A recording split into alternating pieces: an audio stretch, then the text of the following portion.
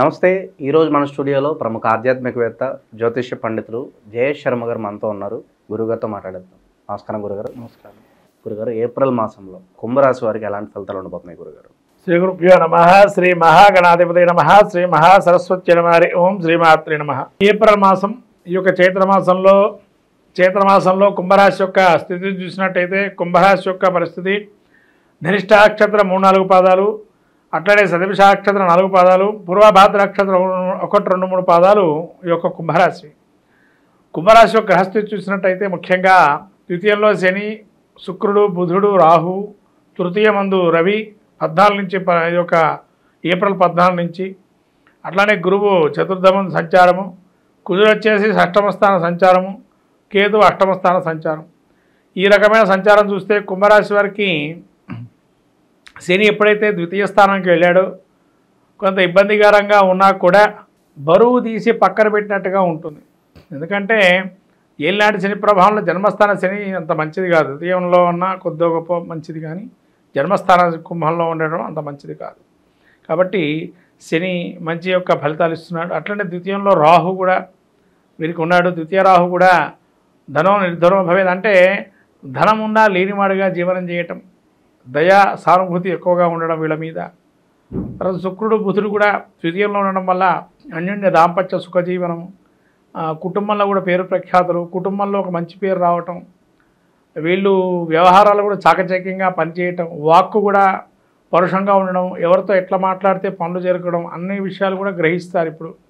తర్వాత తృతీయంలో రవి ఉండడం వల్ల కూడా ఎక్కడ సోదర వర్గంతో కానీ లేకపోతే సహకరించేటువంటి వర్గాల వారు కానీ ప్రభుత్వ మూలకంగా కానీ చాలా యోగదాయకంగా ఉంటుంది. వాళ్ళతో కూడా మంచి సఖ్యతగా ఉంటారు. చతుర్థమందు గురువు సంచారం చేస్తున్నాడు కాబట్టి అర్ధాష్టమ గురువు నడుస్తుంది ఇంకా.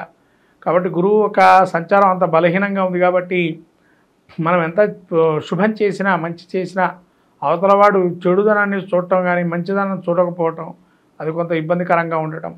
6లో కుజుడు ఉండటం వల్ల కొంత రుణం చేయటం, నూతనమైన కార్యక్రమాలు ఏమైనా చేపడదామని ఆలోచనలో ఉండటం, తర్వాత నూతనమైన కార్యక్రమాలతో పాటు వ్యాపారంలో కొంత లాభాలు ఏమైనా వస్తాయేమో అనుకోవటం. ఇలా షష్ఠస్థానం కుజుడు ఉండడం వల్ల రక్తహీనత, కొంత రక్తం పలచబట్టం, లేదైనా ఉన్నట్టుండి అనారోగ్యానికి పాలవటం అనేది జరిగే అవకాశం ఉంటుంది ఈ యొక్క కుంభరాశి వారు. అలానే కేతు అష్టమంలో ఉండడం ఆకస్మిక ప్రయాణాలు, ఆకస్మికమైన ఇబ్బందులు. ముఖ్యంగా కుంభరాశి వారు ద్వితీయ వివాహానికి సంబంధించినటువంటి ఎవరెవరైతే చేసుకుంటారో వాళ్ళకి యోగదాయకంగా ఉంది. అంటే ఎందుకంటే ద్వితీయ వివాహం అనేది ఇక్కడికి వస్తుందనంటే ఇప్పుడు కాలంలో చూస్తున్న విడాకులు అనేవి అత్యధికంగా జరుగుతున్నాయి. కోర్టు వెళ్ళడం, విడాకులు తీసుకోవటం. కుంభరాశి వారికి వివాహ ప్రయత్నాలు యోగదాయకంగా ఉన్నాయి. ప్రథమ వివాహం కూడా యోగదాయకంగా ఉంది. రెండో వివాహాలు చేసుకునేటువంటి యోగదాయకంగా ఉంది. అంటే వివాహాలకు సంబంధించి యోగదాయకంగా ఉంది. కుంభరాశి వారికి వివాహ ప్రయత్నాలు చేసుకోవచ్చు. నూతన గృహారంభ గృహప్రవేశాలకు వస్తే కనుక కొద్దిగా మీరు ముందరకు వెళ్ళొచ్చు. ఒక ఏదైనా ప్రయత్నం చేయగానే వెంటనే రావు కాబట్టి స్టార్ట్ చేస్తే కనుక కొద్ది కాలంలో మీకు వస్తాయి అవి కూడా లాభాలు. కాబట్టి ఈ యోగదాయకంగా ఉందని చెప్పచ్చు కుంభరాశి వారికి ఈ యొక్క మాసం నుంచి. విద్యార్థులు, ఉద్యోగస్తులు వీళ్ళ పరిస్థితి ఎలా ఉండబోతుంది గురుగారు? విద్యార్థులకు కూడా యోగదాయకంగానే ఉంది, కానీ పాసు అవుతారు, కానీ అనుకున్నంత మార్కులు రావు. వీళ్ళు ఏదో ఎక్స్పెక్టేషన్ చేస్తారో అక్కడ అన్ని మార్కులు రావు, కానీ పాస్ అవుతారు. ఇక నిరుద్యోగుల పరిస్థితి ఏంటంటే? నిరుద్యోగులు కూడా ఒక చిన్నతరమైనటువంటి నిరుద్యోగులు కూడా చిన్నదైనటువంటి ఉద్యోగం వస్తుంది. ఉద్యోగం వచ్చింది కదా అని దాన్ని మనం నిలుపుకోవడం అనేది మంచిది. అంతేగాని ఇదే చిన్నదే కదా అనుకోవద్దు. అదే పెద్ద ఉద్యోగం మీకు ప్రస్తుతకాలం. ఎందుకంటే చాలా ఇబ్బందుల నుంచి బయటపడ్డారు కాబట్టి ఇది పెద్ద ఉద్యోగం భావన చేయొచ్చు. ఇక ఏ వ్యాపారాలు బాగా లాభదాయకం అంటారు ఈ మాసం వీళ్ళకి? వ్యాపారాలు పెద్దగా లాభదాయకంగా అంత ఉండదు. పాత వ్యాపారాలే అవి నడుస్తుంటే వాటిని చూసుకోవడం మంచిది. కొత్త వ్యాపారాలకు జోలికి ఇప్పుడు వెళ్ళకండి. జస్ట్ గ్రౌండ్ వర్క్ ఏదైనా చేసుకుని ఉంటే చేసుకోండి, తర్వాత మొదలు పెట్టుకోవచ్చు. వైవాహిక జీవితం చాలా బాగుంది. ఇబ్బందుల నుంచి బయటపడతారు. సమస్య పరిష్కారం అవుతుంది.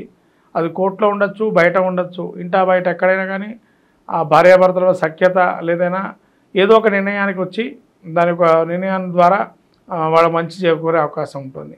ఇక స్టాక్ మార్కెట్లోను, రియల్ ఎస్టేట్లోను పెట్టుబడులు పడ్డ ఇది సరైన మాసమేనా అంటారు గురుగారు?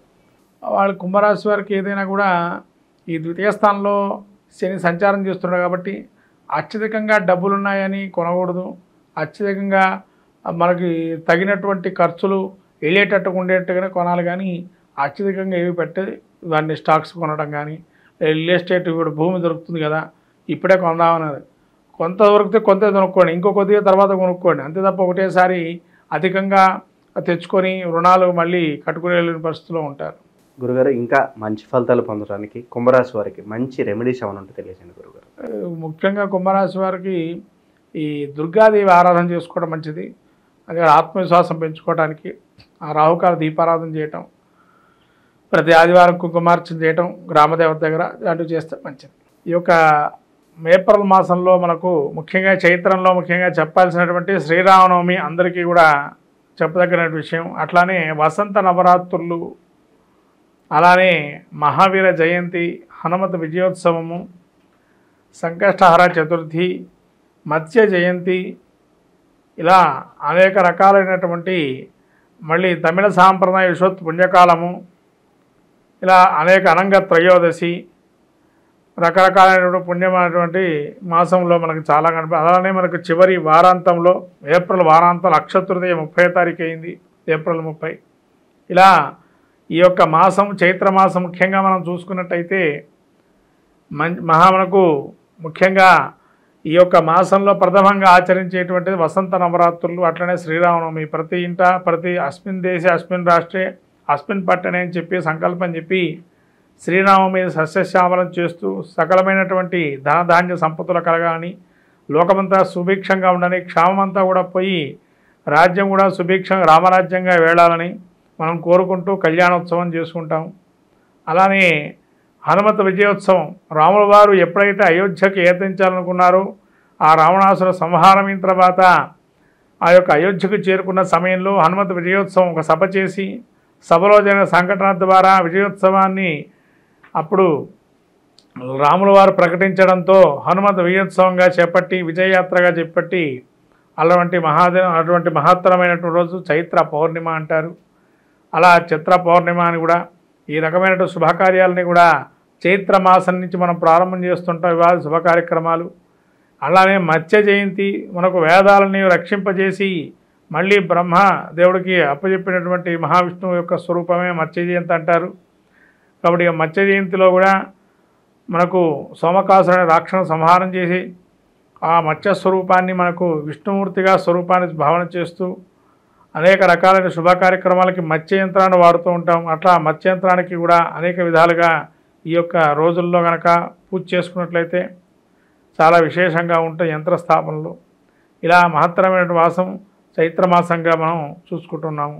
ఈ చైత్రమాసంలో అందరికీ కూడా శ్రీరామనవమి శుభాకాంక్షలు తెలుపుతూ, అట్లానే లోకము కూడా సుభిక్షంగా సస్యశ్యామలంగా లోక కళ్యాణార్థం అందరికీ కూడా ఎటువంటి ఈతి బాధలని తొలగిపోయి, కరువు కాటకాలని తొలగిపోయి రామరాజ్యంతో సుభిక్షంగా ఉండాలని కోరుకుంటూ, ఓవరాల్గా ఏప్రిల్ మాసంలో కుంభరాశి వారికి ఎలాంటి ఫలితాలు ఉండబోతున్నాయో అద్భుతంగా వివరించారు గురుగారు. ధన్యవాదాలు.